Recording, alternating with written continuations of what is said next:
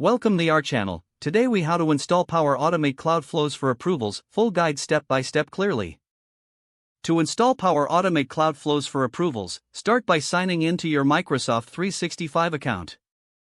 Navigate to the Power Automate homepage. Click on the Create button in the left-hand menu. Select Automated Cloud Flow from the available options. In the Build an Automated Flow window, provide a name for your flow. Choose a trigger for your flow. For approval processes, you might consider when an item is created or when a new response is submitted.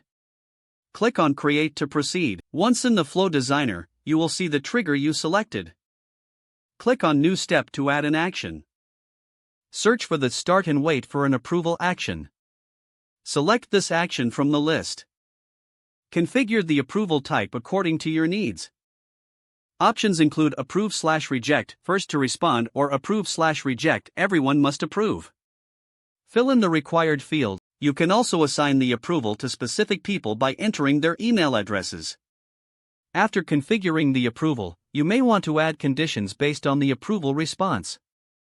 To do this, click on New Step and find the condition action.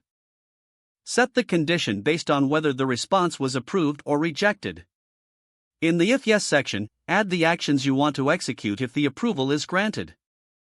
In the If No section, add the appropriate actions to take if the approval is denied. Once all steps are configured, click on the Save button at the top right. You can then test your flow by clicking on the Test button. Choose how you would like to test your flow, using either past data or creating a new item. Follow the prompts to complete the testing process. After testing, navigate back to the main flow page to see your newly created flow in action. If everything looks good, you can turn on the flow by toggling the switch in the top right corner.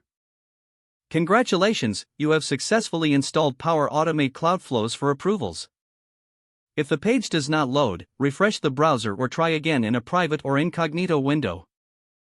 Make sure you are using the correct email address, then retype it carefully to avoid small typos. Don't forget to like this video and subscribe to our channel for more step-by-step tech guides.